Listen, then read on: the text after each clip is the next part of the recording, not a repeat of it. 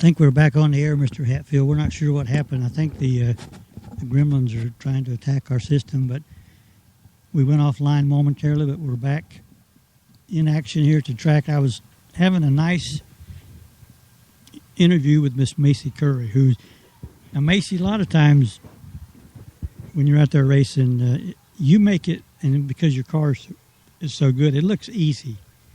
But I'm sure there's always something going through your mind that something's going to happen, or can I get around these cars?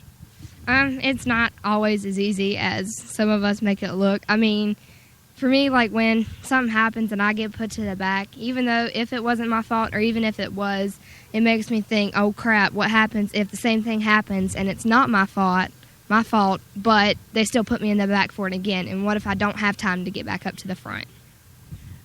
Now, with your success this year, and you're obviously you're enjoying your racing, what is your ambition or your goal in racing? Are you hoping to move on and do other kind of racing once you age out of your quarter midgets?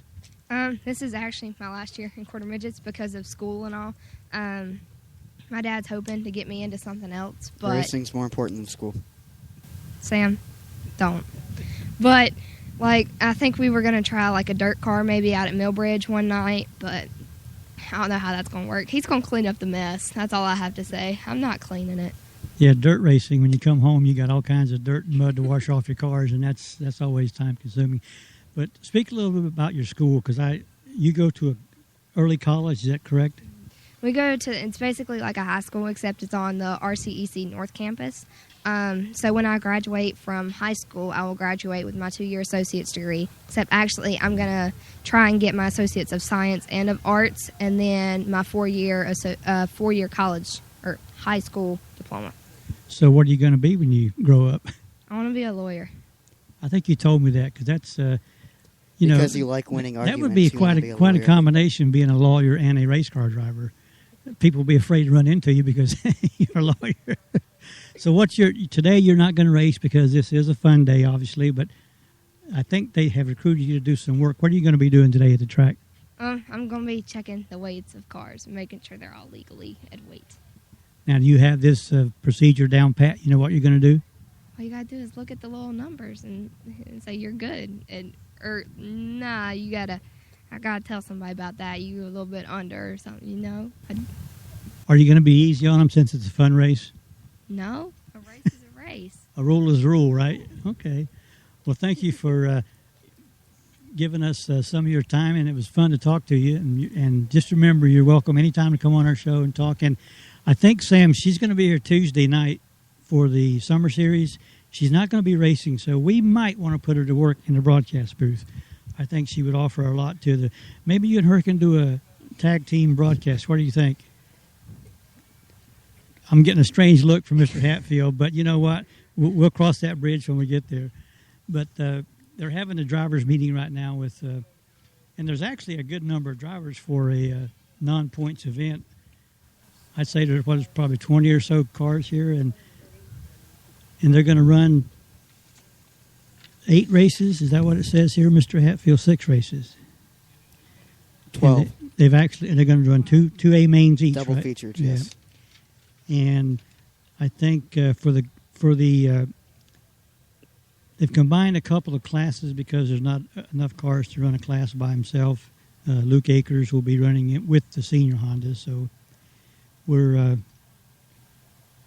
getting ready. I suppose they'll start once the meeting is over. I got to run and get some equipment for my photographer. So, Sam, do what you do best and start talking.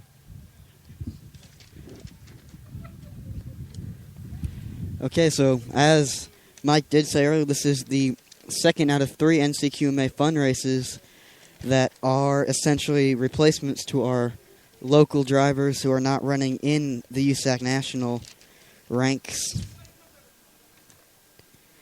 This is a rather small turnout for a race here at NCQMA, with being only a 23-car race, just simply due to the fact that many of our drivers are up in Kalamazoo, Michigan, for the second-to-last round of the USAC National Pavement Championship Series. That series travels all over the country. I believe it went to Phoenix, Arizona, Albuquerque, New Mexico, San Antonio, Texas, Nashville, Tennessee, here in Salisbury, North Carolina, the Indianapolis Motor Speedway, Indianapolis, Indiana, Kalamazoo, Michigan, and still yet to be Columbus, Ohio in this year's national tour. NCQMA drivers always do a great job on the tour. We have 2 defending champions here that run weekly at the NCQMA Speedway, one of those being the defending junior Honda national champion, Justin Opling. Justin, I believe, is up in Kalamazoo, Michigan this weekend for the Kalamazoo Clash, I believe is what the race is called. And then Todd Gilliland, the defending Heavy World Formula national champion. Todd ran at the NCQMA Speedway last year before graduating onto the late model ranks. He raced at Kalamazoo Wednesday night in a super late model race that also had the likes of Kyle Busch in it. So Todd definitely up in the ranks, defending NCQMA national champion there. 12 races on tap for today. The way the day is going to work is we will have 25-lap A-main events. There will be double features, meaning each class will run 2 25-lap A-main events. Our first race out was determined by random pill draw, and our second race out, our next race out, and then our second A-main pretty much is determined by the opposite order that you finished in the first A-main. So if you finish first 5-car race, you'll start 5th in the second A-main. Both A-mains 25-lap events. I'm going to be roaming the pit area, talking to a few people, and I'll interrupt your expert analysis every now and then. Trying to keep us in the shade. We'll probably have to move this tent as the sun moves up overhead, but it's a lot cooler sitting here than it is up there in the hot sun. So just looks like you're on your own. I'm going to probably have some kids come over maybe and talk a little bit on the air with you, and you can. That's your job. I don't do the interviews. Do you know which microphone Mr. Kenny was on? Was this one, I think. So we're good there, and we can. We'll get some interviews with some kids, and we'll have a good time. It's probably going to be, like you said earlier, they're going to run 2 20-lap features with each category, each class. And I assume it's going to be like, just like it was a real points race. All the rules are going to be the same. Everybody's going to be required to weigh out after the race. You're going to have to obviously have all their safety equipment checked. So we've got volunteers here, as always. Looks like I don't see a flag man yet. Do you know if we have a flag man? They'll find someone to do it. They're going to have to, or it'll be an interesting day with no flags. Worst case, I'll be broadcasting and flagging at the same time. Well, you can stand here in the corner and just kind of wave at them and tell them when to go. Well, I'm going to take off and leave you here in a nice, cool comfort. Get all volunteers to man your stations, please. Yeah. Ashley Taylor. I know you can listen. You can hear the public address announcement over our broadcast. They have a very powerful speaker system, and even more powerful speaker speaking into it. And when you turn the volume up a little bit. We're in Salisbury at exit 72. I think the people at Concord can probably hear us at times with the broadcast. Miss Curry is running around like a, you know what? I am not. I'm trying to go get me another soda. Oh, she wants something to drink. Can you imagine anybody wanting to drink anything today? It's so beautiful. I'm going to walk over. I need water myself. See if I can get some people to talk to me on the air here, and I'll try to find you a bottle of water while I'm wandering around. I'll do the grid walk. Before the race. You can be Michael Waltrip with the grid walk. I don't know if I can be that good, but at least I'll bother Mr. Sullivan, people. I need you in the tower for lap card flipping, please. Mr. Sullivan, if you're out there anywhere in the world, they want you here to flip cards. So, Sam, you keep the audience busy. Maybe have a trivia question like, I don't know, what day is it? Our next race here at the NCQMA Speedway, if you want to come down and watch these drivers in action, will be next Tuesday, Championship Tuesday for the Summer Heat Series, our 6th out of 6 Tuesday night events. All the Summer Heat champions will be decided on next Tuesday. That is August. Let me pull out my phone and check the August 26th? No, 19th. August 19th, yes. And then our next Saturday points event is next Saturday, August the 23rd. One of our mini Saturday championship races and the first of our cup races.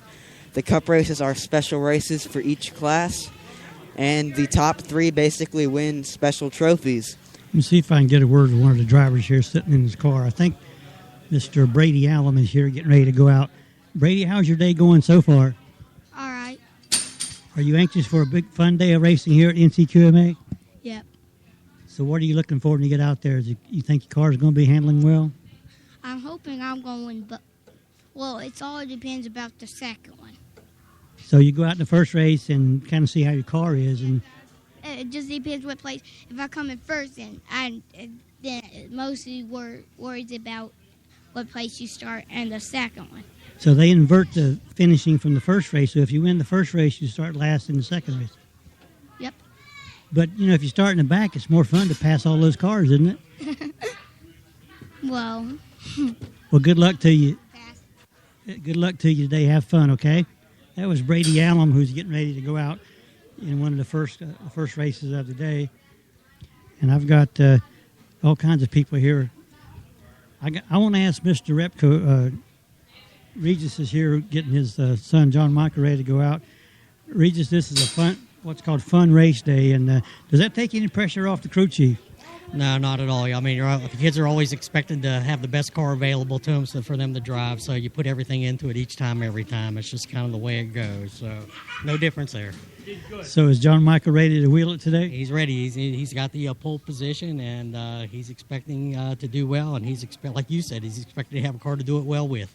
I see his brothers give him some encouragement, and Hunter Hutchins. That's what's cool about this NCQMA is the kids all love each other. They pull for each other. They do. I mean, they'll all go around high-five one another and, prior to the race, wish each other luck. And, it's hard racing out there, and then when they get out of the cars, they're back to being best buddies. So it's a neat environment. Maybe some of the adults in the world could learn from a lot of our kids. What do you think? I think there's a lot to be learned here. A lot of life's lessons on both sides, the kids and the adults. Well, good luck to you today, You and should thanks ask for Mr. sharing a few Repko words how with much us. fun he's having today. Wait, hold on just a minute. Sam wanted to know how much fun you're having today. Well, it's more fun for the drivers than it is the crew chiefs. That's always the case, Sam. Typical answer, Sam. He's doing all the work, and kids have all the fun. Let's see what see if John Michael wants to say a word. John Michael, you getting ready to go out and race here? You all ready to go for a fun day? What? Are you ready for a fun day of racing? Oh, yes. How do you think your car is? I think it's pretty good. I practiced it a bit yesterday. Well, good luck to you and have fun out there and try to stay cool. Okay. Ryan, what do you think? Is your brother ready to go? Yes, sir. Yes, sir. What are you doing here? Just hanging out, really. I finally talked my dad into letting me run my World Formula. We brought that initially for him to practice, but now he's letting me run it, so. Great. I think you're getting ready to start. We probably better get out of the way here so we don't get run over. Sam, they're all getting all strapped in, and nice cool breeze blowing here through the hot chute.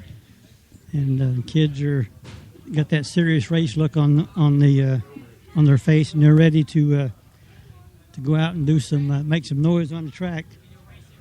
So it is fun day, and I think so far, from what I can gather, everybody's having a lot of fun. Everyone except for Mr. Repko. Well, he's always serious, He's he has a lot of pressure with these two young drivers he has. As you know, both of them are good drivers, and of course Ryan is.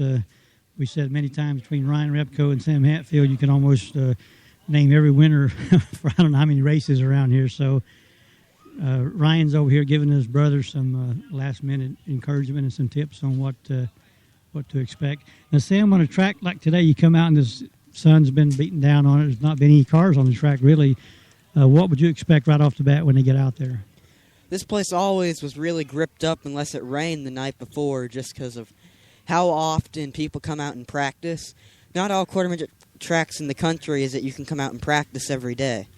And most every day you'll at least have someone out on the surface rubbering it up with their cars. So especially when you get the sun beating on it, even though there wasn't many cars, the track's more than likely going to start off grippy and just get more and more grip as the day goes on. You know what, we've already forgotten what we usually do right off the bat. We got to give our sponsor some a shout out, Mr. Chris Youngchuck with Flash Products, who's came on board this year to help us broadcast these races and these pre-race shows, and we certainly want to say we appreciate that. And you know, as you guys have mentioned numerous times, the engines he builds are the top engines in NCQ in any quarter midget racing. As you can hear in the background, either from the motors or from the public address system, Senior Honda, our first day main event on the track, 25-lap feature. Starting on the pole will be John Michael Repko. In second, Luke Akers. In third, Connor Yonchuk. In fourth, Lucas Sipka. And starting shotgun on the field, Joey Robertson. Luke Akers is a heavy Honda, driving in the Senior Honda A main event, as he was the only heavy Honda to make the call for this weekend's race here at the NCQMA Speedway. The lineup of this race was decided random draw. The finishing order will be flipped for our second feature later tonight. Sam, I got another special guest real quick here before we get racing. David Hutchins, and your son Hunter is a racer, but tell us a little bit, being a parent of a quarter midget race car driver, plus I think Hunter's been driving some other cars, is it as much fun for you? I mean, I know it's seeing your kid out there is probably pretty exciting, but I know you put a lot of time into it. Yeah, I really enjoyed spending time with him. That's the main thing, the family time. A lot of parents can't say that, but I can say that the people here at this racetrack that spend a lot of time with their kids and they have fun doing it. And he's a second generation race car driver, so I enjoy working on him a lot. And we spend a lot of time together. Plus, he learns how to do things that's outside of school, like running milling machine, lathe, and sheet metal brake and stuff. So really, this racing goes well beyond what happens on the track. Oh yeah, it goes. A lot of people don't know, but like at school, when they measure stagger on tires, they learn how to do fractions in it, and it just multiplies in school. When you see them in class, like their grades, they know multiplication, they know fractions, how to add, subtract fractions. So the racing part really goes. Sorry to interrupt here, but we have a green flag out on track. Well, good luck to you Green today. flag, Senior Honda A main event. John Michael Repko pulls out the lead from Luke Akers. Akers shuffled to the back. Connor Yonchuk right on Repko's bumper, though. John Michael got a great start, leaving the second row behind Luke Akers, who started second, fell right to the back. Connor Yonchuk looks under Repko down the back straightaway, gets the job done, hand over the lead to Connor Yonchuk. Repko falls to about a 2-car length behind Yonchuk. 2-car length separating Repko and Joey Robertson in third place now. The battle for third place beginning to heat up as the yellow flags flies as Luke Akers goes for the spin out of turn number 4 with 20 laps to go.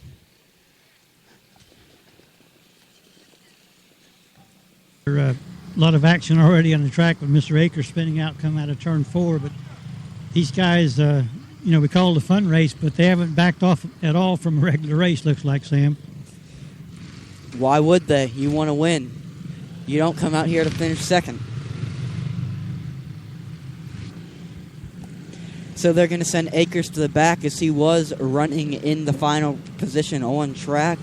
Spun by himself. So when we go back to green flag racing with 21 laps to go, our lineup will be Connor Yonchuk, John Michael Repko, Joey Robertson, Lucas Sipka, and Luke Akers. 1 to go will be given next time by once flagman Breadman Dave Conover figures out how to work the flags, we might get a 1 to go.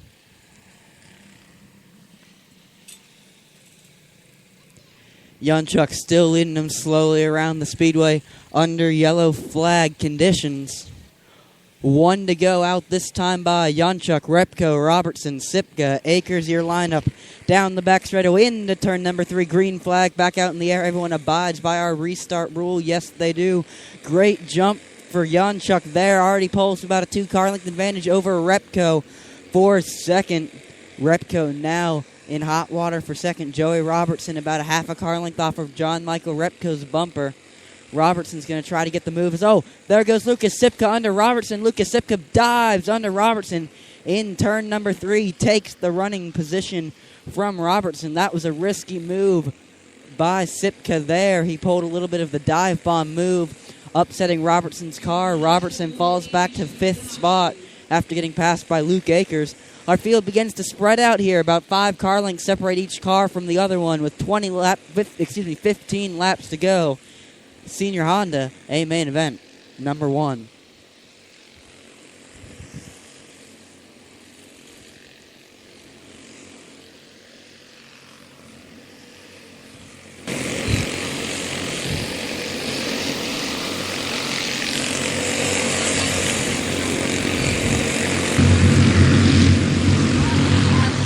Macy's over here working hard in a chair. Have you done any hard work yet? No. Just waiting for the race to be over. Huh? You're waiting for this race to be over? Yeah. Now, we don't want anybody to not weigh in right, so you do your job. Yeah. Macy Curry is volunteered to run the scale for the post-race inspection. I'm walking back over toward Mr. Hatfield, who is looks like he's lost his starting lineup. It's blowing away over here on the ground, so we'll pick it up and see what's going on.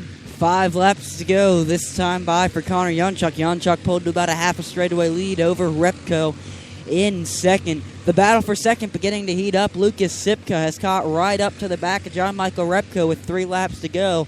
Only about a half a car length separating the cars of Repko and Sipka as the slow green flag in the air this time by. White flag waves one more time around for Connor Yonchuk.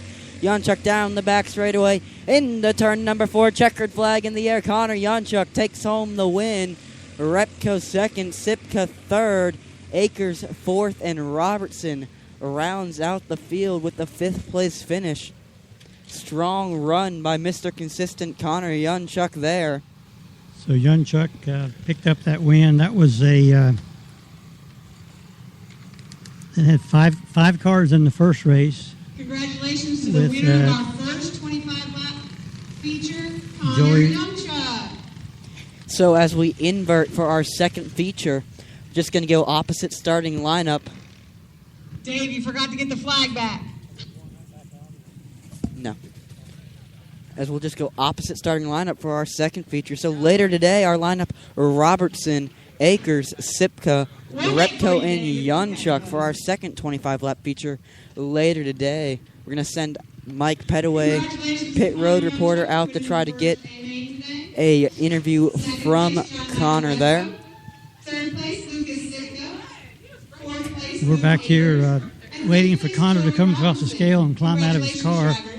It was a great first race. I think it was...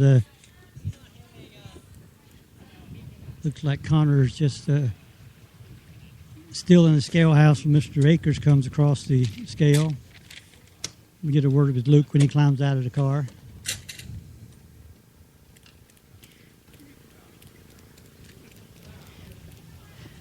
We're going to get a word with Luke Akers here real quick.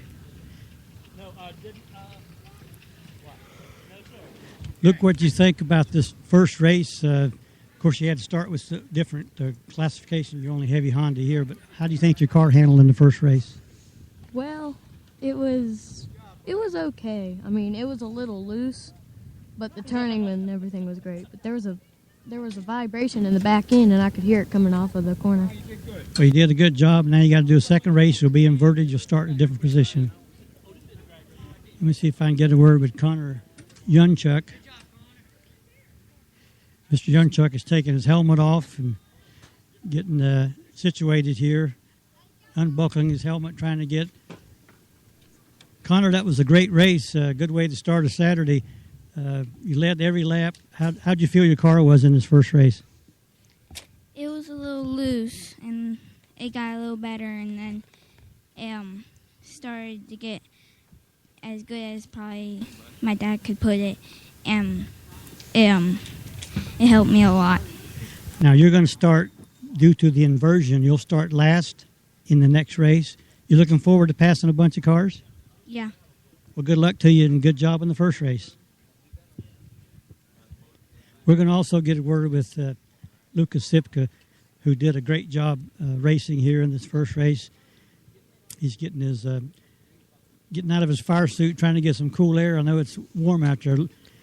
Lucas, you had I saw you make that one pass. Looked like your car was pretty much hooked up. How do you think you did in this first race? Thought I did great. We were going to put another tire on, but I said, nope, we're just going to leave that tire on. But very happy, very proud of my car, how fast it was today. Proud of myself because of how good I did. And hopefully we can get them in the second feature. Now, you'll finish. What was your finish in this race? Third. So your inversion it won't really make any difference because you'll still be in the middle of the pack, right? Mm-hmm. Yeah. Do you enjoy starting behind cars so you can pass them? Is that more fun? Yes. I heard you had an experience over at a dirt track this week, too, your second time racing it. How does that compare to racing out here on the concrete? It's a lot different because when you're on the dirt, it's just more like it feels loose, but sometimes it's tight. So basically your car feels like it's out of control on dirt, but compared to what it does here. Yep. Well, good job on your first race and good luck in the second race. And as we say, it's fun day, so have a lot of fun, okay? That's Lucas Sipka, who is walking off the area here with Connor Yunchuk. Like we said earlier, these kids, they race really hard against each other, but as soon as the race is over, it's back to being friends and buddies and playing ball together and just everything that. I'm going to get a word with our sponsor real quick while we got a little bit of a break. You think we can get a word to Mr. Youngchuck? He may be busy. Let's see if he's got time to say a word or two. He's getting the radio check right now. We've got Chris Youngchuck here. We mentioned his name earlier being our sponsor. First of all, we want to say we appreciate you coming on board and allowing us to come out here and do this for the kids. And of course, you're a racing dad. You're here doing your job. But these fun days are fun, aren't they? Oh, yeah. I mean, like I said, we come down here today and we told everybody that it was just going to be whatever everybody wanted to do. We're here to have fun today and enjoy it. It's nice weather this weekend for a change, so we're here to enjoy it. We'll get back to work, Chris. And again, thank you for being our sponsor. Appreciate it. That was Chris Youngchuck, owner of Flash Products. We're going to throw it back over to Sam, the silent one, Hatfield, who's going to be doing the race commentaries. They get ready to take the green here after a couple of warm-up laps. Rolling out on the track now is our Junior Honda A main event. Starting on the pole will be Turner Wyand. In second, Braden Alum. In third, Doughboy. Oh, wait, nope, that's Gingerbread Kid, Tyler Conover. In fourth, Griffin Taylor. And in fifth, this is Doughboy, Cody Bear Conover. So that is our 5-car lineup for our Junior Honda A main event rolling out on the track now. 30-second warm-up underway for our Junior Hondas in their A main event. So we're going to go ahead, get that 30-second warm-up out of the way, get the tires heated up, get them lined up and ready to go racing. Our 30-second warm-up has now expired. So yellow flag flies on the 30-second warm-up. Go ahead and get everyone caught up to Wyand in first so we can get racing action underway. Ronnie Sipka, your chief starter for our Junior Honda A main event number 1 out here on the track. 25-lap battle for the first Junior Honda win this weekend. Our cars are lined up, ready to go. 1 to go will be given next time by.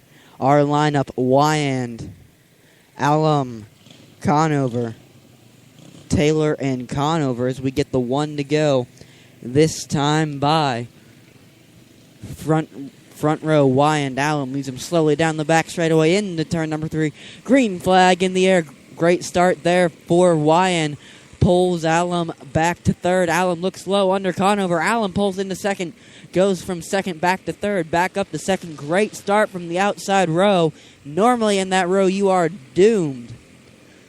Alum now right on YN's bumper. Looks low down the back straightaway. 23 laps to go. Lead change. Braden Alum, right? Yep, Braden Alum takes the lead. Junior Honda A main event number 1. Let's see if Tyler Conover has anything for Alum as he follows him right by YN. Slide YN back to third with 20 laps to go. Conover now right on Alum's bumper, giving him a little tap here and there, trying to get by. Conover's going to look low down the back straightaway. Can't get the job done. Pulls back in line. Still bumper to bumper. Conover obviously seems to have the quicker car than Alum, but just can't quite seem to pull that machine under Alum and get the pass done.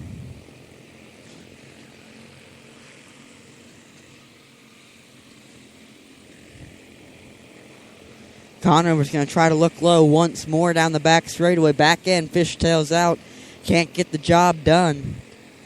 Alum and Conover have left the rest of the field. It's about 4 car lengths back to Wyand in second, and even more back to Cody Conover in third. About a half track to a straightaway, back to Conover in the 4th place running position. Tyler Conover, gingerbread kid Tyler Conover, still trying to make the move on Alum for the lead. Just can't quite seem to get that machine turned under the machine of Alum to get the job done. 9 laps to go this time by. As Conover gets way out of line in turn number 3, it looked like the back end may have hopped out. Lost a ton of momentum in turn number 3 that last time through 3. Now back to about a 3 car length deficit to Alum with only 6 laps left to go in our first Junior Honda A main event. Conover, however, proving he has that quicker car with 4 laps to go this time by. Caught up to Alum, looks low down the front straightaway. 4 to go, lead change. Tyler Conover takes the lead over from Braden Alum. Conover, your new leader, and leaves Alum in the dust. Alum already about a half a straightaway behind Conover. It's the 2 to go this time by. Down the back straightaway, 1 to go this time by. Tyler Conover took the lead with 4 laps to go. He's going to hold on. Checkered flag in the air. Conover takes the win. Alum second. Wyand third. Cody Conover 4th. And Taylor takes home the 5th place running position. So our finishing lineup for our Junior Honda A main event, taking home the win, gingerbread kid Tyler Conover in second, Braden Alum in third, Turner Wyand in 4th, Doughboy Cody Bear Conover, and in 5th, Griffin Taylor. Mr. Mike said I could come over here and do the show a little bit with you. Congratulations to the winner of the Junior Honda First A main, Tyler Conover. Finishing second, Brady Alum. Finishing third, Turner Wyand. Finishing 4th, Cody Conover. We're going to get finishing 5th, Griffin Taylor. a word with the Congratulations, drivers from this race here momentarily when they come through post-race weigh-in. I think we're joined in the booth by Luke Akers, if I'm not mistaken. He's we're trying to get his microphone hooked up to the getting straight now. Hello? Are you there? I think. Sam, you there? I'm here. You know what? We got 3 people talking at the same time. That's amazing. That's an absolute miracle, isn't it? Yes, sir. So, Luke, how do you think your race went out there? You were obviously in a different class. I talked to you a little bit when you climbed out of the car and you were really hot. Yes, sir. And I think in the first thing you did, you were telling your crew chief some things. Were you not real pleased with how the car was? No, because after we spun, we could feel a vibration in the back end, and it was kind of loose. Well, I'm going to head over to the garage and get some interviews with some drivers. We'll be back back with some drivers here. Sam, and I get over here to the garage.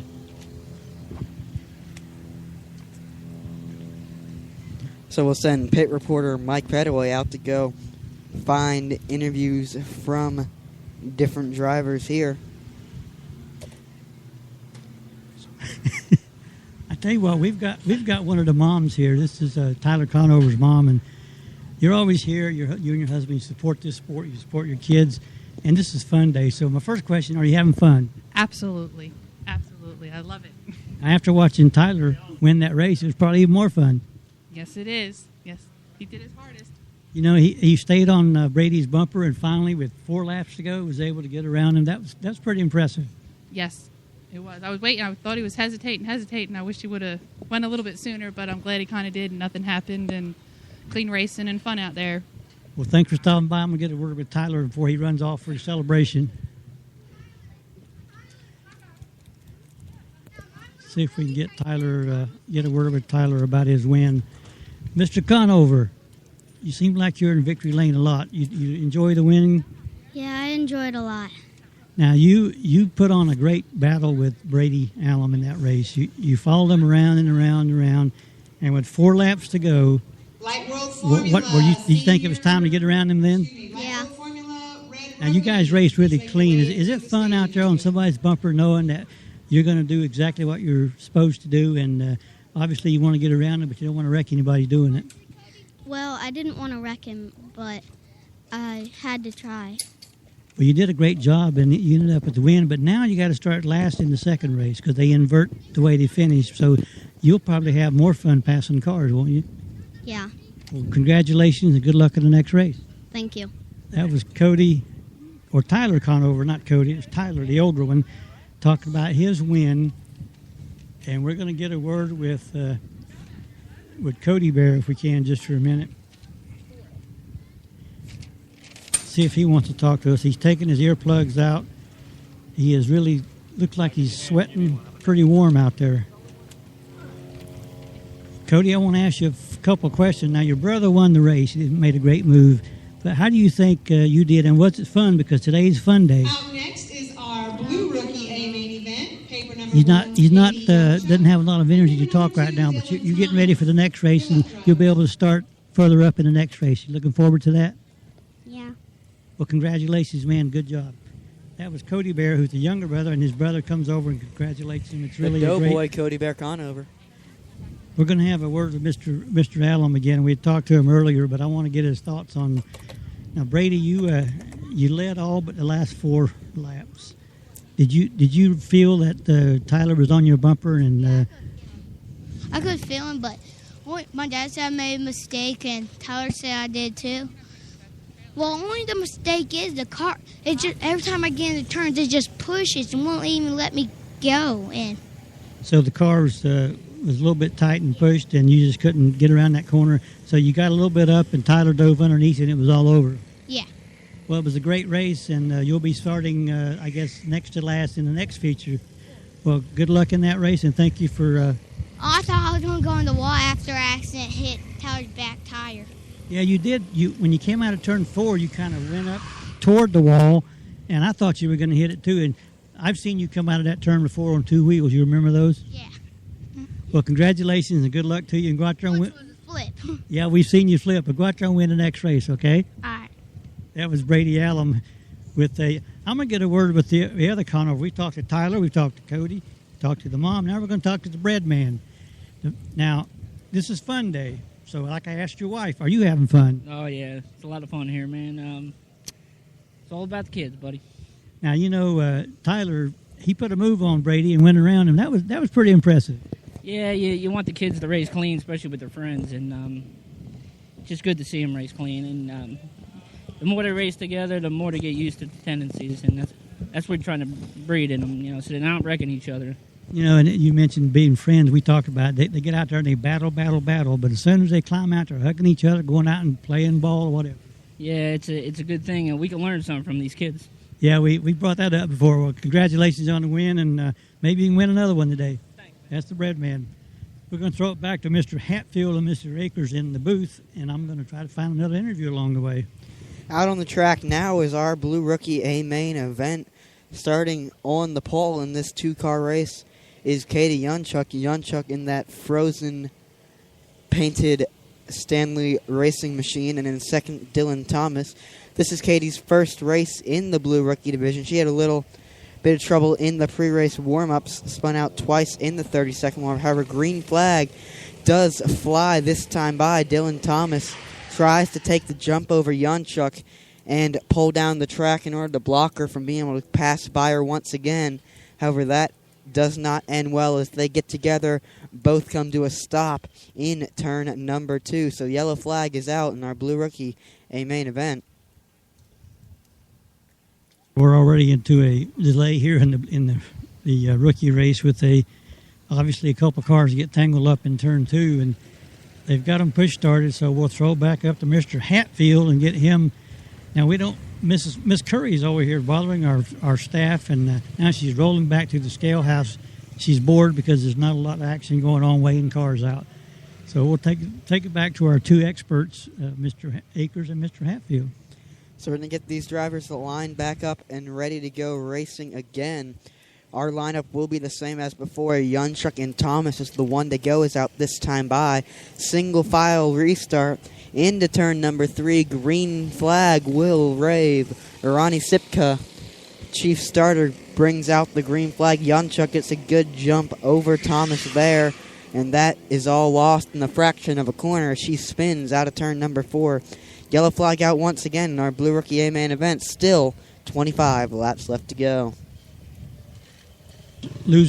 Katie Bug was losing that car coming out of turn 3 and 4, and you could see her working the wheel, but it was just too late, and she did a 360, and now they're pushing her back, getting her restarted. With a 2-car field, the restart shouldn't be too complicated, you think, Sam? When we go back to green flag racing, our leader will be Dylan Thomas, and second will be Katie Yunchuk. Yunchuk pulls into the pits. They're going to make an adjustment on that car, hopefully tighten it up a little bit for Katie there. Let's see what they're doing. Looks like they're changing a left rear tire, probably trying to change a little bit with the stagger of the car, make it a little tighter.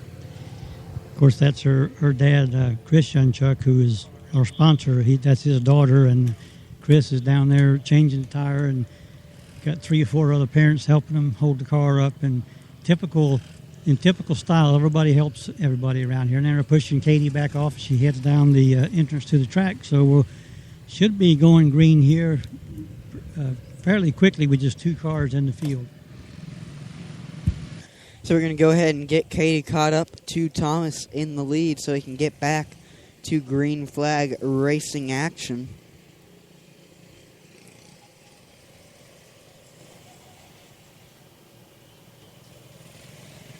We are lined up bumper to bumper, 1 to go this time by. Thomas leads Yunchuk down the back straightaway into turn number 3. Green flag back out in the air with 25 laps left to go. Yunchuk stays right on Thomas's bumper on the restart. Looks low down the back straightaway. Yellow flag comes out once again. Yunchuk dove low in order to attempt to make the pass, and it looked like Thomas just didn't see her.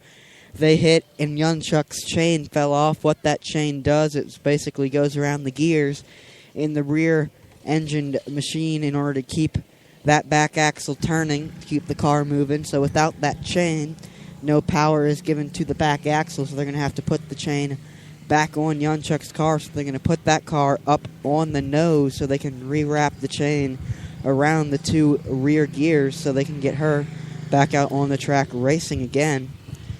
So for a 2-car field, Sam, there's been more action in this race than we've had earlier.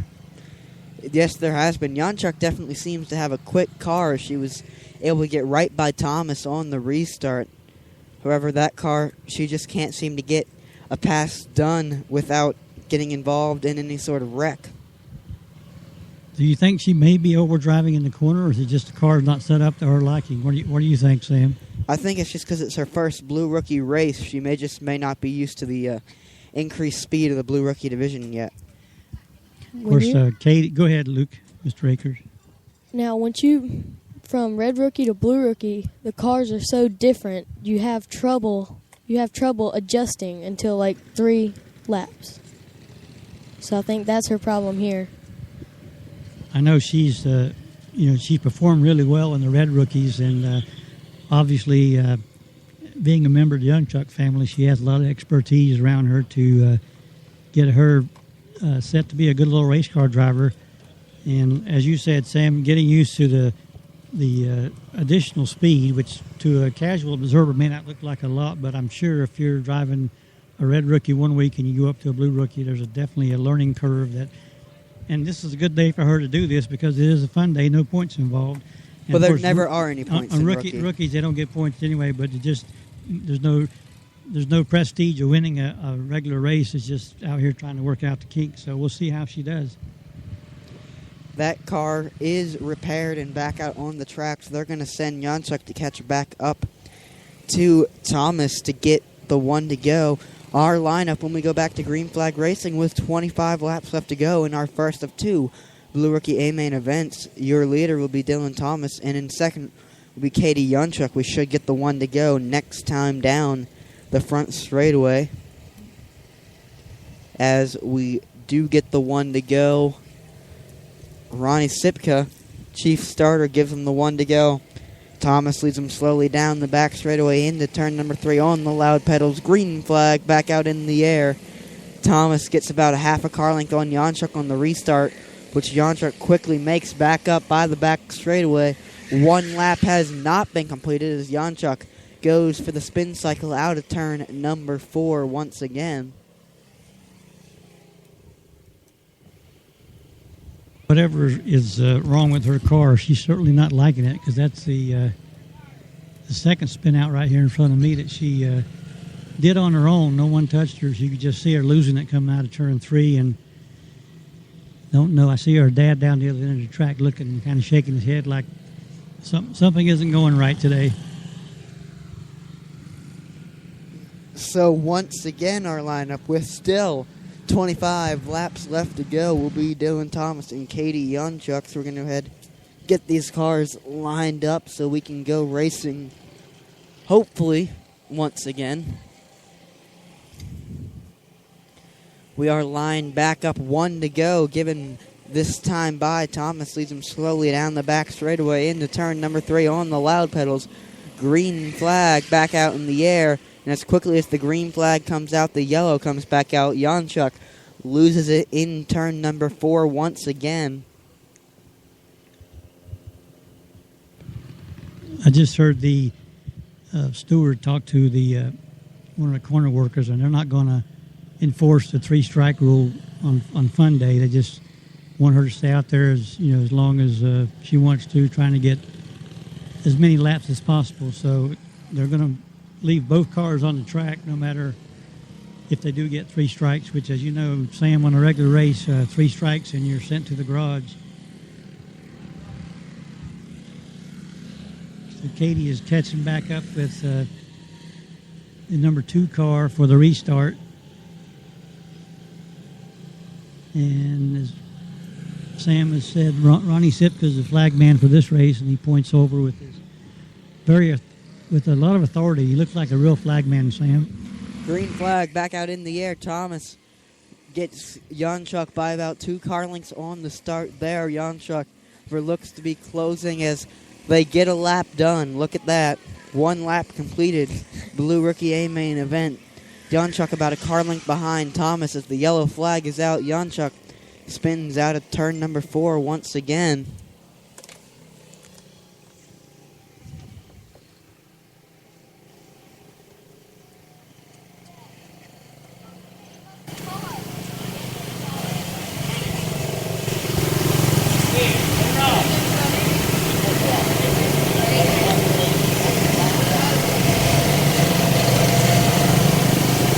Now it looks like sometimes when they go to restart, Katie's not on his bumper, and then he gets the pull, but she tries to come back in and pass, and then it's like she just gets loose all of a sudden.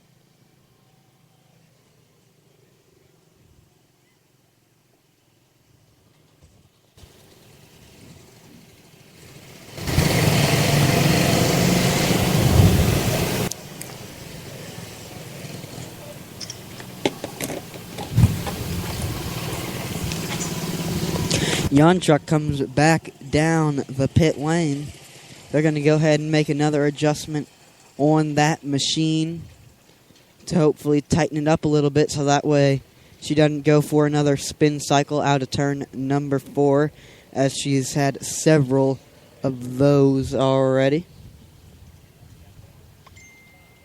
Looks like We're going to pull the blue rookies off to get some car changes made, and we're going to go ahead with the next her dad was race. giving her some instruction and Go ahead and get ready. We'll give you time. talking to her, very quietly, but he was trying to explain to her that they got to make some changes to the car because obviously whatever they've done to it and how they've got it set up is not working on the track today. They've just announced that they will pull in the Blue Rookie A main event. It'll go back out later today. They're going to pull it in, get those cars some adjustments so that way we don't have a Blue Rookie race that takes all day. And next out will be our Light World Formula A main event starting on the pole. 19-time NCQMA champion Ryan Repko, and starting in second will be Hunter Hutchins.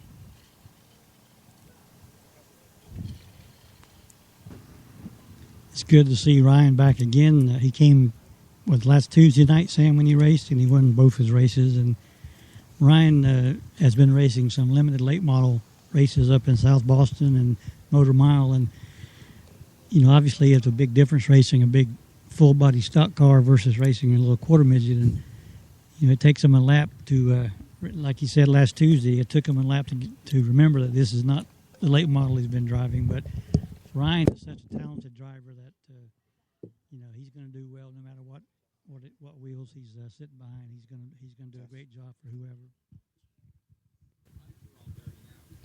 So we got a little bit of a break again while they decide. I guess they're getting ready for this next race with Ryan and Hunter.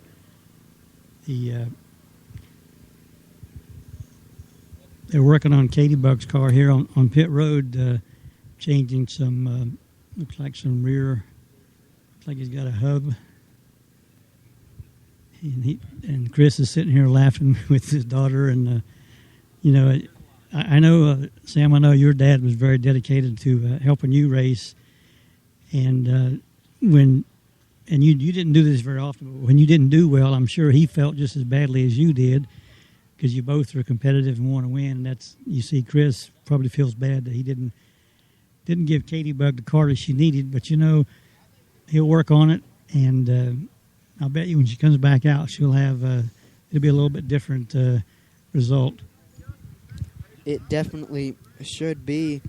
Mr. Janchuk always very good with setting up cars. And, of course, he is the owner of Flash Products, who brings you the live coverage from NCQMA. This is actually an extended edition of Tracking Live. We started at 11 a.m. this morning Eastern Time with our pre-race show, which actually became a race show because with the Fun Day schedule, things are kind of getting things done as quickly as they can, and with keeping things moving, and which is good for us. We like to see racing, and they'll be back out there with some cars here pretty quickly. And I can see from my vantage point that the scale house operator is again bothering our broadcasters in the booth. Is that correct, Mr. Hatfield? Yes, it is. Since she is a race official, be careful not to get her upset, because she would have the authority to remove you from the premises. Not that much of a race official. Well, she looks like one. She's sitting in a chair with her feet up, doing nothing. So she has to be a race day official. She should be out here helping fix these cars. Yeah. So we're getting ready to go again with another edition. Let me see if I can get a quick word with Chad Allen. He's Brady's dad. Chad, we've talked about, to other people I've talked to, about a fun day, and I always say, are you having fun? Oh, I'm always having fun when we're at the racetrack. Now, Brady's race, I talked to him a couple times after the race, and he got out there and he did, he led the field, and Tyler was right on his bumper, and he said he knew Tyler was back there, and he said he made a mistake. I saw him come around 3 and 4, and he got kind of pushed up out of the groove. What did you tell him after the race, besides a good job? Well, you try not to hurt their confidence, and he did do a really good job. He just made a couple of mistakes. One he made when he was by himself, and he got off of the bottom and slipped up. And it does not take much in these cars to really screw yourself up for 4 or 5 laps. And he did, and Tyler got back to him. And then when Tyler was passing him, he had visions of turning back under him, and he did it a little too soon. And then he turned back to the right, and that really ended the race for him because that took any chance he had out of it. Because I think there was only 4 laps to go or something at that point, so there just wasn't time to get back to him. But overall, he did a really good job, and we got another one coming here later on. Yeah, I told him, you have a chance to win the second race, and he's a good little driver. He really smooth, and when he hits his marks and does what he's supposed to, but he still climbs out of that car with a smile, having fun. Oh yeah, that's what it's all about. I've been doing this for a long time, and I'm not going to tell you how long because it just makes me feel older. But if we're not having fun, it's not worth doing because there's really nothing else here. If we're going to have fun, we're going to have fun, and that's what we're here for. And fun is the key word because these kids, they go out there and race hard, as we've said 1,000 times, but when the race is over, they're hugging each other and high-fiving and going over and grabbing a football, and they could care less about what controversy may or may not be going on around the track. Oh, that's for sure. We parents, we certainly take it a whole lot more serious than they do. I wish that more of us could really have the same mindset that the kids have because we'd have a lot more fun if we did. It is definitely a pleasure to watch these young folks. This is my second year at this track, and I've said many times how impressed I am at how these kids carry themselves when they come out of the car and how they do on the track. They're so much more mature than their age as far as I'm concerned. It's really incredible. You can't imagine what we're really asking these kids to do out there, and the job that they do is incredible. If you were to take this to scale, they're pretty much doing exactly what the professional drivers in the big leagues are doing. It's incredible what they're doing, and at 5, 6, 7 years old, we couldn't do it. If we tried to get in there right now, we'd make ourselves look stupid. Well, I know it's always a fun time to be down here at the track, and again, we got another beautiful day, which we haven't had a lot of them this year, but there's no threat of any kind of weather. Anybody wants to come down and watch some great little racing because these young kids, as we said, some of them are 5 years old. Can you imagine when you were 5 years old what you were doing? These kids are strapped into a race car and giving their crew chief feedback when they come off the track. It's unbelievable. It really is. I do know what they're doing at 5 years old because actually I did it when I was 5 years old. But it really is incredible what they do, what they go through, and it's really fun as a parent to decipher what they're trying to tell you. And me myself knowing about the race cars, it really is. It's a lot of fun. It's a lot of fun working with them. It's a lot of fun with what they do, and I get as much out of it as he does. That's for sure. We've seen a few drivers that have come through the NCQMA, and Trey Hutchins, who's driving some K&N races. He was here the other night. But then you got a young man by the name of Ryan Blaney, who I had the pleasure of meeting about a month ago here and talked to him. But that I think that's when these kids see that, they know that not everybody's going to become a Ryan Blaney or a Jeff Gordon. But it's you need to have lofty goals so you can be challenged everything you do. You do. You do need to have goals, and it's good to have something to shoot for. It's also you can't let yourself get tied up into that deal of my kid's the next Jeff Gordon or the next Ryan Blaney or whatever, because there's only so many of those in reality, and it's not our kids' fault if they're not that. We need to be here for our kids and to have fun, and if the kids are having fun doing this, then that's what we need to do. Well, let's get back to work, Mr. Stewart. Having fun, and thank you for stopping by, Chad Allen. Appreciate it, man. Thank you, sir. Hello. Sam, back to you. Now out on the track is our Light World Formula A main event. Starting on the pole, 19-time NCQMA champion Ryan Repko. Starting second will be Hunter Hutchins. Light World Formula, the fastest class run on a weekly basis here at the NCQMA Speedway. The only other faster class in quarter midget racing is the AA division. And those are not run on a weekly basis because they're just plain flat expensive motors to run. But our cars are getting lined up, ready to go racing here.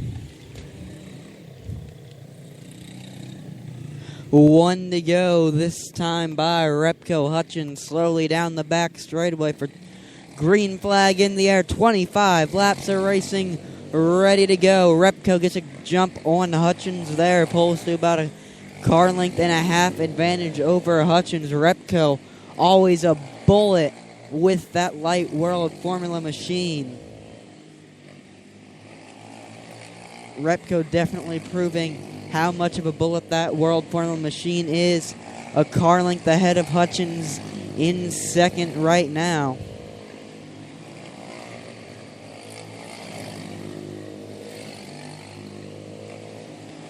"20 laps left to go." Repco pulled his lead from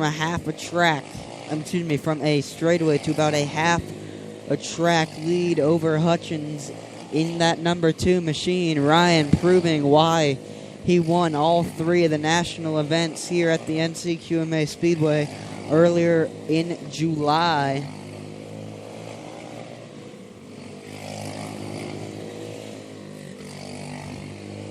"15 laps left to go." Ryan still pulling the lead over Hutchins, still about a half track advantage Repco has. That black Talon chassis racing machine is on a rail for Repco.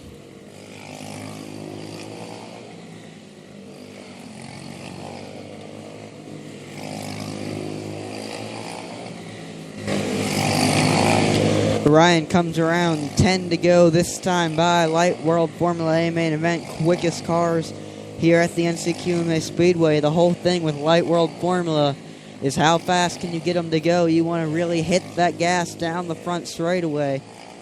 You want to be on the gas on the straightaways as long as you can. Then you need to just pop out of the throttle in order to angle the car through the corner.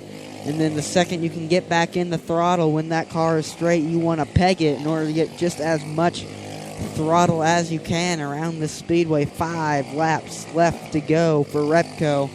4 to go this time by Repco, now only about 5 car lengths behind Hutchins to put him what would be a lap down. But with only 3 laps to go, even that Talon chassis on a rail can't catch up to Hutchins. White flag out 2 to go out this time by. White flag out for Repco. Repco dominated Light World Formula. He's going to take home the win. Ryan Repco wins Light World Formula A main event. Hunter Hutchins takes home the second place finish. Repco with a dominating performance in Light World Formula.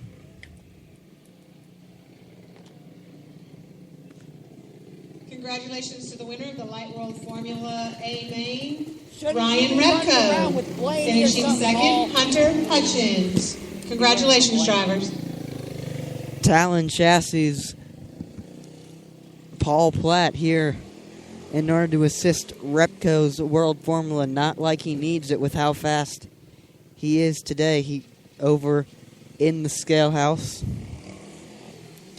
Going to send Mike Petaway out to interview Repco. Let's see if we can get a word with Paul here for just a minute. Mr. Talon Chassis himself. You got just a minute to, I know you're looking at your cars, but today's a fun day. Are you having fun too? Oh, absolutely. Now you're do the Talon chassis, and of course you win a lot of races. What are some of the things you look for in your drivers to help them, or what's the trick to being a winner here in these quarter midget races? Just making sure that they're real consistent, lap in and lap out, and they hit their marks. That's the biggest thing. They're kids, so they a lot of times that's a big learning curve for them. But once they do that, it's all downhill from there. That's Paul from Talon Chassis. Thanks for stopping by. Ask him about his sprint car gig. He's already gone. Let me see if I can get Mr. Repco.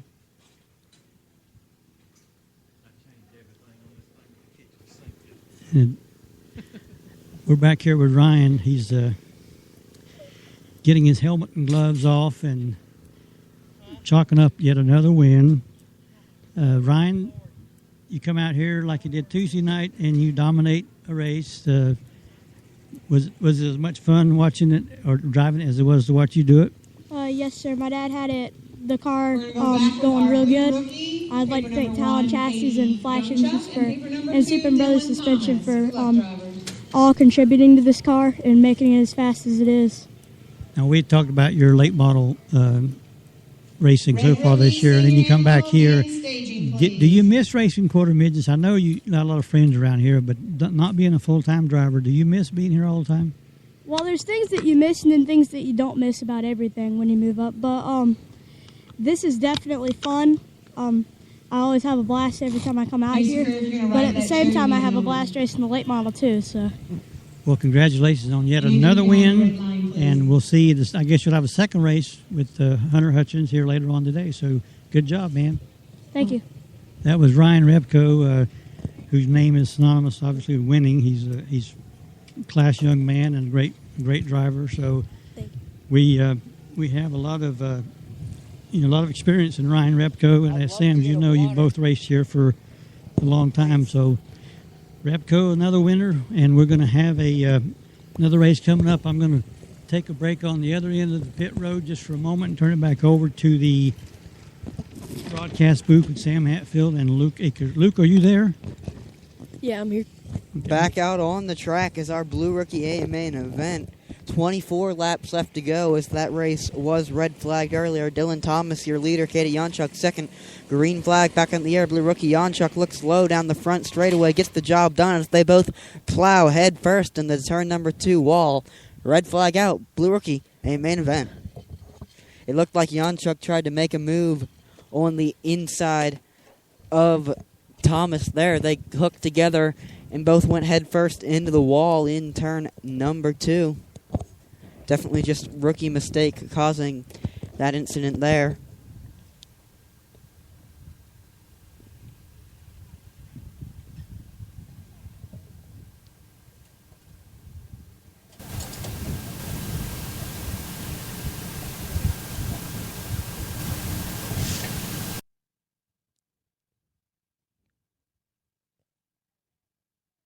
Katie Yonchuk getting carried off the track by Mom. She looks okay, maybe just a little shaken up from that incident, but nothing serious. That car definitely stuck under the wall, is definitely in pieces.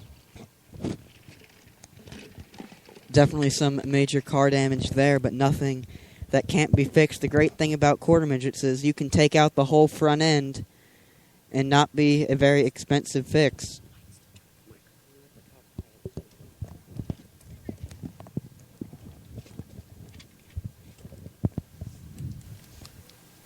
So that ends our first Blue Rookie event for Yonchuk. Let's see if they're going to bring Dylan Thomas back out on the track or not. I can see that car sitting in the entrance to the speedway in turn number 2. He has his helmet off. I'm not sure if they're going to bring that car back out onto the racing surface or not. That was a hard hit. They had people trying to move the ball, but that was really hard. And Luke, you obviously you drove Blue Rookie just last year before moving up to the heavy Honda, but explain a little bit more about how the difference is, because Katie has been driving Red Rookie, and all of a sudden she jumps into a Blue Rookie car. How much of a challenge is it to get used to driving that car? Well, it can be a big challenge sometimes if you don't have your car set up right, because if you don't have like the spring set right or something, you could flip. But it's hard changing from one class to another class. It's about 1/10 of a second faster. So I was behind the scale house when this happened. I didn't see it, so could you guys recreate what just happened out here on the track? It looked like the one car Bjunchuk tried to look under Thomas in order to make a pass for the lead. In doing so, they hooked together and just bolted up towards the wall when they hooked together. So they both hit the wall pretty hard, or they were both front end impact straight into the wall. It didn't look too hard, but it was definitely a hard hit. And both drivers obviously are okay, just a little bit, I guess, shaken when you hit a wall head on like that. I'm sure it jolts you for just a few moments until you get your wits about you again. It does. Is the studio air conditioned today? Not really. Is there a breeze blowing under the tent? There's a slight breeze. Well, that's air conditioned. We're working on getting a Salisbury hotel for our broadcast, air conditioned pre-race show. So Sam just puts the microphone down and walks away like he owns the joint. I'm here now. So Luke, you're going to be racing your second feature again. You'll be in with another class of drivers. Are you looking forward to it, or you think your car is going to be handling better this time around? It should, because once we spun out the first time, there was a rattle in the back end, and it just wouldn't. It kind of slowed me down, I think, a little bit. So you'll be back out there later on this afternoon, and the track maybe will have a little bit of rubber on it by then. It's been not a whole lot of racing, but we've had, what, 2 races or 3 races, Sam? I lost count. 3 races. I don't know. We had the first race that, obviously the Blue Rookie race, they've pulled both cars off after both of them hitting the inside wall coming out of turn 1 or turn 2. So that brought out a red flag condition, so the track is now under a red flag and again, no one is hurt. The only thing that is hurt is the cars get bent up, and as Sam said, you can pull these things apart and rebuild them. And so, fortunately for the drivers that were involved, there was no injuries, just maybe some hurt feelings, and sad they're not going to be racing again. So, Mr. Kirby Purvis just came out, and I want to give him a shout out, because all this equipment that we're using, this what I would call fancy wireless equipment that works perfectly, is because of my contact with Kirby. And if you don't know Kirby, or they say if you don't know Kirby, you don't know Jack, or something like that. Because if you walk on the earth, I'm sure Kirby knows you at one time or another. But Kirby, I want to say first of all, thanks for hooking us up with JHE and the fine folks Brandon and Brian over JHE. I mean, they went over and beyond to make sure that we were taken care of with equipment. So I want to say thank you for getting us steered in that direction. You're welcome, Mike. You're welcome. And JHE is a great organization that I've been associated with for many years. And those guys, for you who don't know who JHE are, they do the pre-race shows from NASCAR, IRL. They do the pit stop competition. They do the Bass Pro Fishing deal. I mean, they do all these promotional stuff, and just a great bunch of guys. And they believe in giving back to the sport and everybody that help them. And like we're at the grassroots right now. What you're seeing here now, some of these guys will probably you'll see in NASCAR in years, as we have with Blaney and the other guys, and the Hatfield guy that's coming over here. Yeah, Sam is destined to be a race car driver somewhere if he just gets that one break he's looking for. Well, see, I know a guy, but Sam's not quite old enough to be in his car. So I got him set up when he gets old enough. And I don't doubt that one bit, because when Kirby says, I know a guy, besides that, the guy that he knows another guy. And before that, there's a lot of guys that know each other, and things start to happen. Is that right, Kirby? That's exactly right, man. We know somebody somewhere. It's the 5 degrees of separation. Somewhere somebody knows you to come back, and it's how you present yourself and deal with these people that make it possible for the I know a guy system to work. Well, today they're calling it a fun race, and I've asked every parent and every worker, are you having fun? Oh, I'm having a blast. I'm having a blast, man. I don't have to worry about tire prep. I don't have to worry about everything else. We're just cleaning the tires and going out and racing and having fun. Now, the other night we interviewed Luke Akers after his race, and of course you're his crew chief, and you're his setup guy, you're his suspension guy, you're his shock guy. I think you even drive the trailer and cook dinner, don't you? Yes, sir. Yes, sir. And tonight we're having burgers. Well, the other night on the interview, I think you even mentioned it. He talked about his car being a tick tight. Now, has he made any comments like that today? No, sir. We took it from a tick tight to a tick loose. So you overdid your adjustment. Yes, sir. We went a round too far, so we brought it back, and hopefully we'll be okay in the next round. So if he was a Cup driver and he was at Michigan Speedway, he'd be calling you a couple of names by now, probably. I wouldn't be on a plane flight back. I'd be on a train ride. But this whole experience of quarter midget racing is it's just unbelievable. I mean, just the talent you see and the type of kids you get to meet, it's just unbelievable. Yes, sir. And, a lot of people compare them to go-karts. I'm like, there's no comparison. You can take, and this is, with all due respect, go-kart racing is extremely competitive, extremely hard, just like this is, but it's two different cars. Go-karts are just what we call a flat kart. No suspension, no anything. You put a guy in it, you make a couple adjustments, and you race. These cars are full 4-link rear suspension, full floater front suspension, shocks all the way around. The least little adjustment will upset the car, and it's just not the same as running the go-kart. And then when you put it all together on the track with these kids in the competition, it's unreal. And you mentioned all the adjustments and how similar they are to a regular midget car. You're learning a whole lot. These kids are learning a whole lot. You are, as parents, as crew members, you're learning that because you're doing something in a quarter scale of what they do in the big-time racing. And and like you said, with all due respect to a go-kart racer, and I've had people tell me, are the go-karts running? No, we don't race go-karts. We race quarter midgets. What's a quarter midget? It's so much more complicated than just a go-kart. Yes, sir, it is. And back on the quarter scale, if you think about it, these guys run about 35, 40 miles an hour around this track on a quarter midget. Mm-hmm. What's a quarter scale? You multiply that times 4. That's what you and I would be running if we were in a full-fledged car. Mm-hmm. I think I heard somebody say Ryan Repko said that when he got in his bigger car, he said, man, this thing's slow. So that's proof right there that you're running a quarter scale and you're running just as fast, if not faster than those guys. And there's such a different sensation when you're in a quarter midget. Of course, you're low to the ground, and everything is scaled down, so everything you see happens. Like they say, everything happens so quickly in quarter midgets.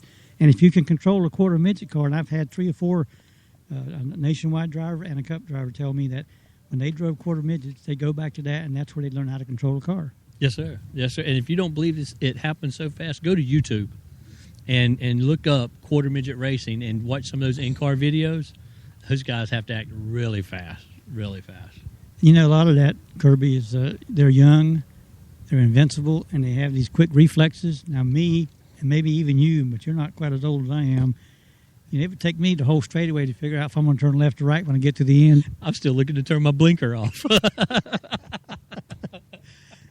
This is what on TV they call dead time. There's no racing, so we go out and we try to find all the experts in the business. It's always your last choice. And we couldn't find one, so I said, let's see if we can get Kirby over here to talk to us. The check's in the mail for interviewing me too. I'll let me be on your show. I'll pay you for that.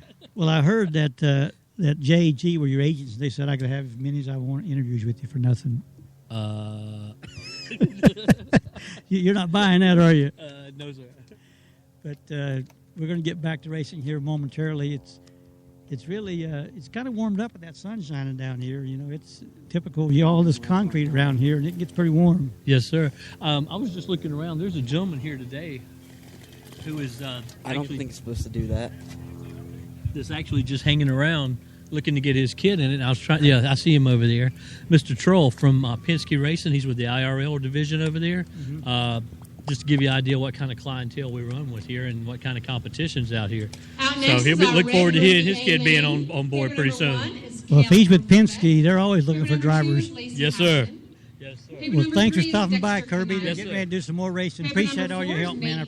You're welcome, Mike. Thank you. Doing it for the kids, Our next race has rolled out. Our next race has rolled out onto the speedway. The conclusion of the Blue Rookie A main event ended in that incident. Dylan Thomas was scored as the winner. Katie Yonchuk second. Now out on the track is our Red Rookie A main event. Starting in first will be Cal Ruthenbeck. In second, Lacey Houghton. In third, Dexter Kneep Jr. In fourth, Nate Bort. In fifth, Paige Robertson. And in sixth, Carter Sullivan. 25-lap Red Rookie A main event. Up next.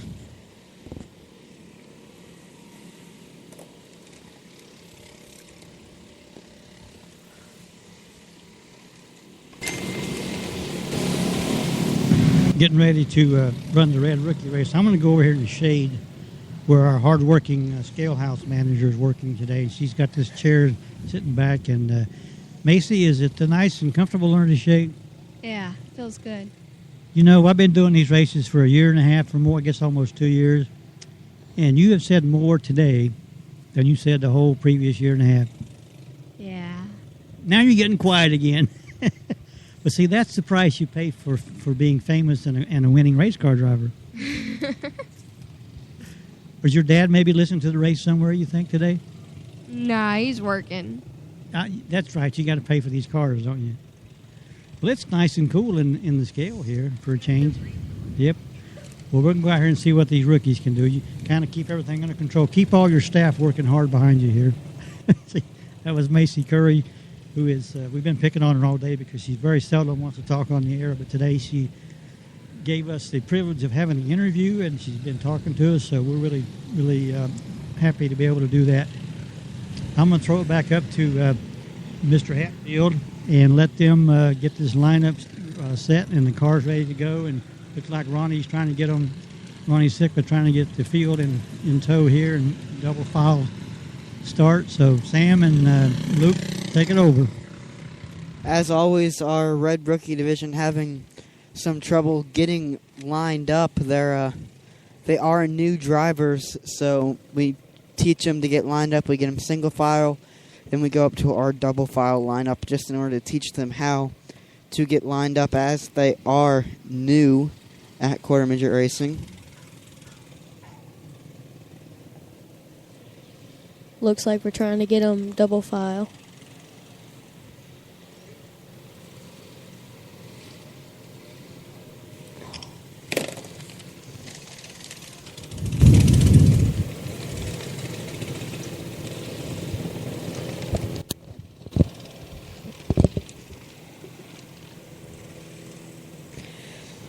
Still waiting to get our Red Rookie A main event lined up here. It looks like the 2-car of Lacey Houghton is way behind where she needs to be, so we're trying to get her in her running spot.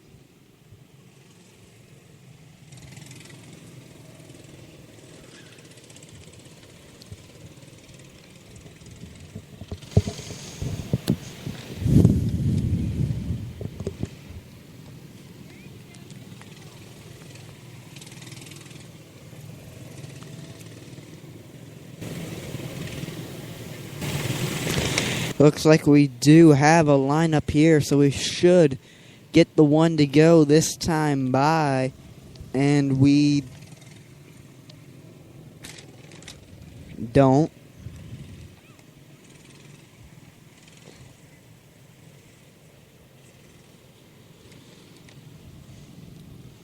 One to go is given this time by. Ruthenbeck and Houghton gonna lead them down the back straightaway into turn number 3. Green flag is in the air. Houghton gets a good restart, stays right beside Ruthenbeck for the lead. However, down the back straightaway, Ruthenbeck changes that, leaves Houghton in the dust to get freight trained back to the 5th place running position. Second, always the worst place to start. Now the battle for the lead. Caleb Ruthenbeck getting challenged by Dexter Kneep Jr. for the lead. Kneep, Ruthenbeck bumper to bumper. It's about a half a straightaway back to Robertson, who runs in the 5th place position. Kneep's going to try to look low down the front straightaway. Gets Ruthenbeck a little loose. Can't get the job done. Falls back in line. 20 laps to go. Red Rookie A main event. Battle for the lead now heating up once again. Kneep looks low down the front straightaway. Still can't quite get the job done. Thinks better of it. Pulls back in line. Kneep and Ruthenbeck pulling away from the field. It's about a straightaway between Kneep and second and third place, Paige Robertson.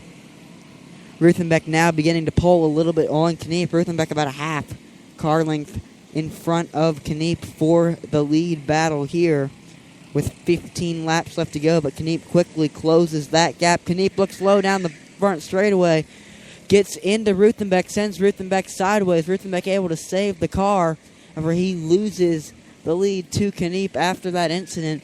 Dexter Kneep Jr., your new leader in our Red Rookie A main event. 13 laps left to go. Kneep's got about a half a straightaway lead over Ruthenbeck in second. Ruthenbeck and Bort, only about a half car length separating the two of them. The battle for second is now on. Bort looks low down the back straightaway, gets the job done. Yes, he does. Slide Nate Bort up to the second place running position with 10 laps left to go in our Red Rookie A main event.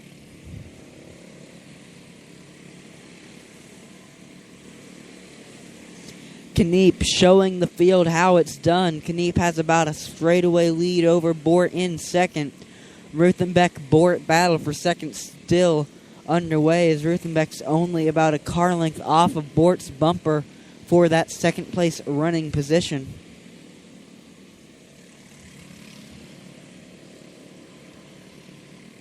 It looks like Ruthenbeck has him on the straightaway, but Bort is going away from him on the corners. 5 laps left to go this time by. Dexter Kniep Jr. has definitely showed them what to do. Oh, but it's in Dexter Kniep third, is what I'm being told now. As the yellow flag is out, Kniep gets... Oh! Kniep was trying to put the car of Sullivan a lap down. Contact was made, stopping both of them out of turn number 4, and Kel Ruthenbeck just ran right into the back of Kniep. Red flag out in the air for an incident involving Sullivan, Kniep, and Ruthenbeck. Ruthenbeck, once he hit him, he went high up in the air.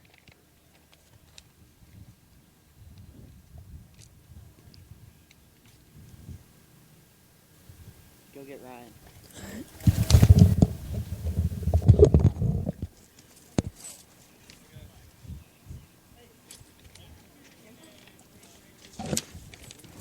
We do have a red flag condition with this 3-car incident here in coming out of turn 4. As Sam said, there was a couple cars that were actually already spun out, and Cale Ruthenbeck came around the corner, just normal racing, and didn't see the cars that were stopped in front of him quickly enough, and actually ran into the rear bumper of Dexter Knipe III. And the other car up front, number 6 car, who is that, Sam? I can't... That number 6 car is Carter Sullivan. So Sullivan and Knipe III and Ruthenbeck are all involved in the incident. Looks like all the drivers are okay. Testing. I have joining me in the booth now I think 19-time NCQMA champion Ryan Repko, correct? Yes. So Ryan, if you win the 2 Saturday championships this year, what record will you be breaking? It hasn't been confirmed, but from what I've heard, Nick Wilt has the most championships at this track with 21, and I think I'll be tying him if I do so. So Ryan, you're only running the Saturday point series, and you're, because of your late model career, only going to run enough of those races to qualify for points, correct? Correct. That's going to make it difficult to go for the points because these drivers that, without me in the race, if I finish in front of them, they'll get less points, obviously. But if I'm not there, they have, let's say I have the fastest car, and I win a good many of them. But if I'm not there, then they get extra points because I'm not there. It's kind of hard to explain, but I'm sure everyone knows where I'm coming from. Sam is on Facebook right now. I'm going to try and read his messages. That is what I do during our breaks here. Medical attention still being given to the drivers involved in that incident in the Red Rookie A main event. 4 laps are left to go when we go back to green flag racing in Red Rookie. Yeah, the one car on the number 1 car took a hard hit. It looked like I think that's the 3 car got a little aggressive around lap traffic, and then little too aggressive, and then the number 1 car had nowhere to go. So, Ryan, when's your next late model race? I want to say end of August, beginning of September, something like that. I think it's at Motor Mile. Motor Mile is your favorite track, I believe, correct? Correct. Our drivers have been cleared after the incident in the Red Rookie A main event and are rolling back out onto the track. Ruthenbeck's car is being pulled into the garage area. It is done. They're going to try to fix the machine of Kniep.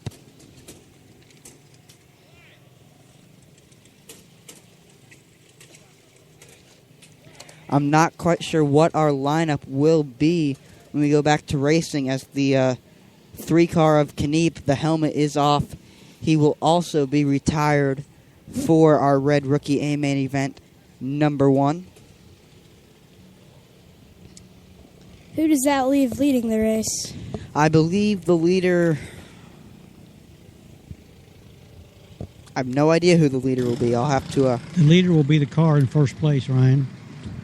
Well, thanks. I could have guessed that. I just want to make sure you were with us because you're...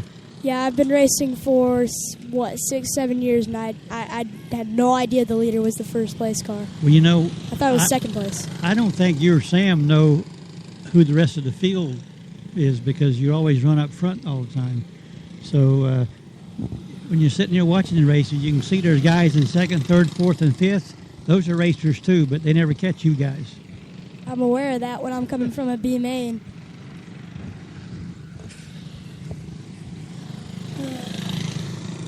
Looks like we're still attempting to get the lineup here. Who was the leader when the race stopped? Kniep was the leader, however, he was in the wreck. Retired He's from the been event. taken to the garage, looks like. And was Ruthenbeck, was he in second or third?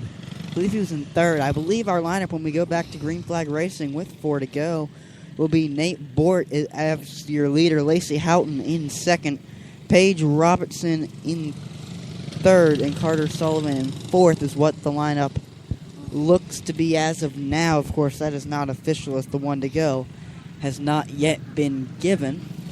Well, apparently it was. Green flag out in the air. Lacey Houghton looks low under board on the start, gets the job done. Houghton move her up to the lead with 3 laps to go. I didn't see the 1 to go being given. I guess since they were in the right lineup and close, they just threw the green flag because they're rookies and have to do that occasionally when they don't line up properly. However, down the front straightaway, white flag is in the air for Houghton. One more time around for Houghton. She'll pick up the win. Down the back straightaway, Bort about a half a car length off her bumper. Checkered flag, Lacey Houghton picks up the win. Nate Bort second, Paige Robertson third, Carter Sullivan in fourth.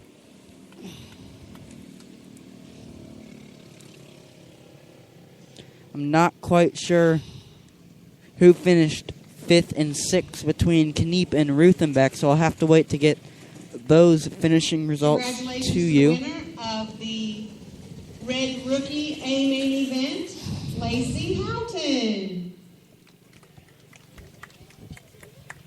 Out next will be the Light 160 division. They've combined Light 160s and senior animals, so we'll have... Finishing second, Nate Bort.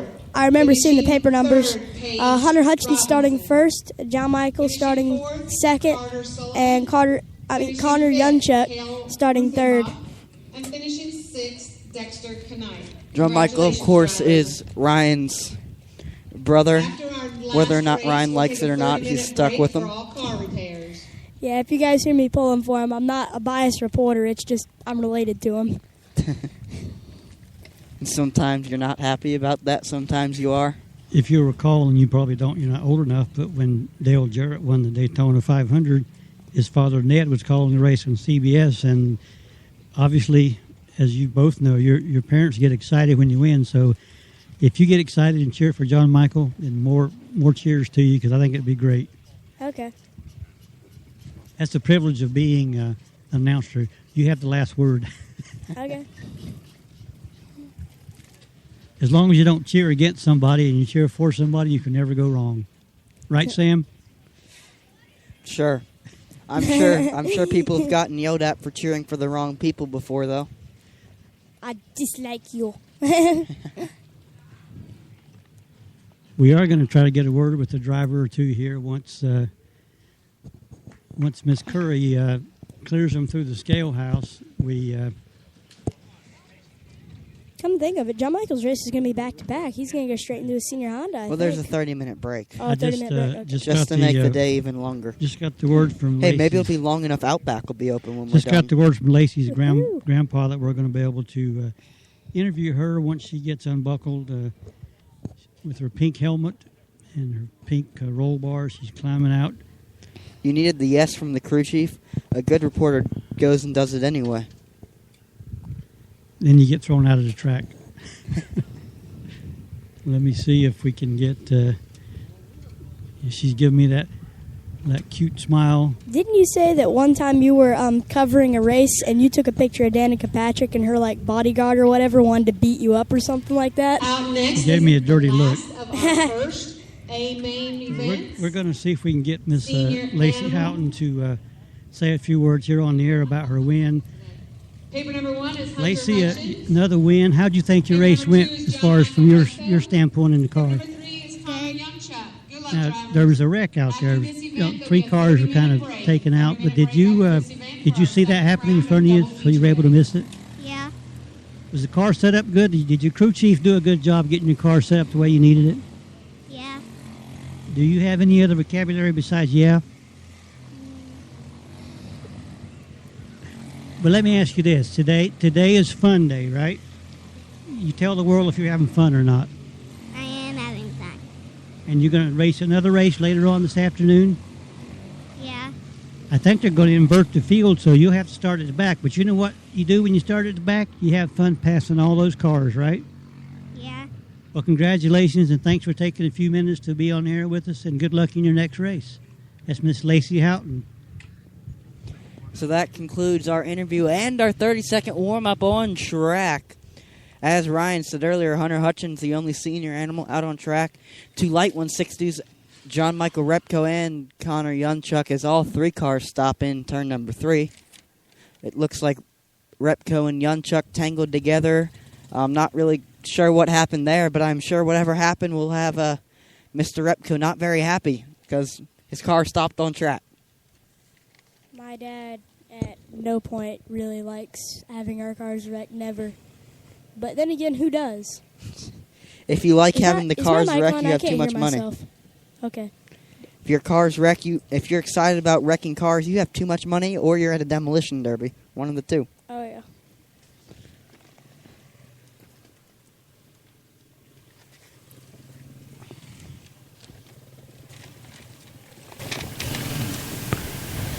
So we're going to get them lined back up, hopefully try to start again, and maybe this time we won't have a wreck involved. All right, I told John Michael what to do on this restart starting second. Let's see if he listens. 1 to go, this time by Hutchins and Repko, going to lead them down the back straightaway into turn number 3 on the loud pedals. Green flag in the air. Repko falls right back behind Yunchuk in third. Is that what you told him to do? No.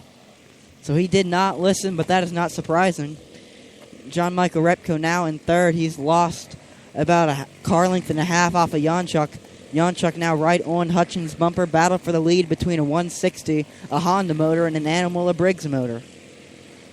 The race up front is getting intense as Yunchuk wobbles off a 2 and still trying to keep up with Hunter Hutchins as he's going to stay behind him. Maybe peek under. No, not quite. Oh, but the race is heating up front. Yunchuk in that Halo machine. Definitely very quick right on Hutchins' bumper. Looks low down the back straightaway. Gets the job done. New leader Connor Yunchuk takes the lead down the back straightaway. Hutchins now still staying right on Yunchuk's bumper. All 3 cars all relatively close, within 5 car lengths of each other, with 15 laps to go in our senior animal / light 160 combo A main event. It looks like Yunchuk's car may be starting to bike as he goes around the corners. Yes, that left front is up in the air going through the corners. Yunchuk now pulls out to about a 5-car length advantage over Hutchins in second place. And between Hutchins and Repko back in third, it's about another 5-car lengths. So the field has begun to spread out as we have 10 laps left to go in our combined Senior Animal Light 160A main event.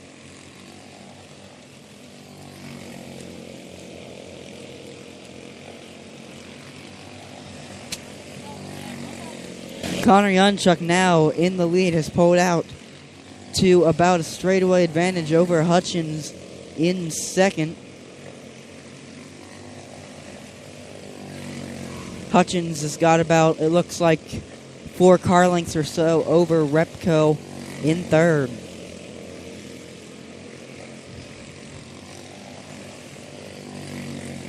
Yunchuk down the back straightaway into 3 and 4. Slow green flag being waved this time by.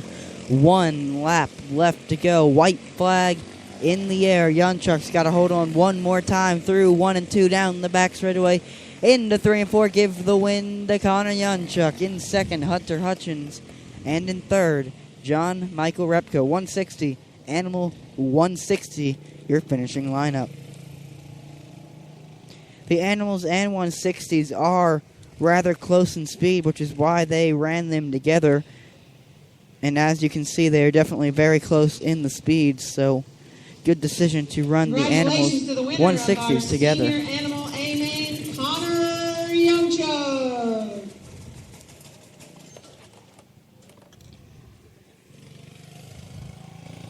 Thirty minutes.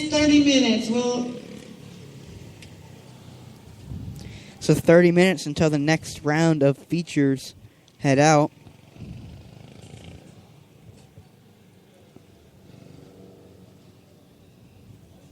Start bringing your cars to the staging area at 1:15. 1:15, start bringing your cars to the staging area. So that concludes our first round of A mains. Another 3 races up next to keep the fun going. Next club meeting, the first weekend. Hopefully Outback's open when all this is over. Yeah. We will have open I'm hungry. nominations for the VOB. Me too, but if and we the can get Outback, ROB. I'll wait. There Yeah. are descriptions of each position on the website. There is a printout up here in the tower. So we have Mike Petaway Please start thinking about open nominations. in the pit lane. He is going nominated to person, give the nominee, interviews needs for to the be winners at the of meeting and accept these A main the events. position at the meeting. We've Boys, got get your Rip Riders Connor out of the Yunchuk climbing out of his staging car. area We'll get a and quick mind word the with gate. Connor and see how he fared in this race. Taking his gloves off, and looks like it's another hot day in the race car for Mr. Yunchuk. He takes his earplugs out. Now we're ready to talk. Congratulations, Connor, another win. Thanks. Looks like they're trying to move your car, so we're going to have to get out of the way so they can get your car over to the hauler. Now, what was the trick to win on this race? You had 3 cars out there, obviously, but Finishing once order you of got that out there, senior you were animal just was Connor gone. Yunchuk, Hunter Yeah, Hutchins, and John Michael It was a Repko. little loose, Congratulations, so drivers. Going in the corner, it will try turning around on me, but I kept hold of it. Now, we looked like you were, what do you call, biking it when you come out of turn 4. Your left front wheel was up off the ground. What was causing that? Because every time I go into a corner, I will be turning it and it will get loose and it will start biking. But you had a fast car. Now you'll have to, in the second race, you'll have to start third because they invert how you finish in the first race. So you'll get to pass a couple cars and maybe you can win another race. Yep. Thank you, Connor. Good luck. Let's throw it back to the booth for a few minutes. We're going to possibly go off the air while they have this break because I think our announcers need a break to catch their breath and maybe actually get something to drink. So why don't we go ahead and sign off for right now? I don't need a break. I just got here. and we'll come back in about what time is it, Sam? Mr. Hatfield? It is 12:50. I think they called for the cars to be back at 1:15, so why don't we be on the air at 1:15? Did you know they won't be there at 1:15? That's why we come back at 1:15, because they won't have 20 minutes to talk. So we're going to go ahead, and if I can get in front of Mr. Repko, I need to sign off. So let's go ahead and let me see if I can get there, Ryan, so I can see what's going on. So we can go ahead and sign off here for the first half of our coverage today. We'll be back on the air at 1:15 with Sam Hatfield and maybe Ryan Repko if he's not busy signing autographs with his late model. But we'll be back on the air at 1:15. Thank you for joining us, and stay tuned for more racing action when we come back on the air at 1:15 p.m. on TriadSportsCoverage.com, tracking live from NCQMA in Salisbury, North Carolina.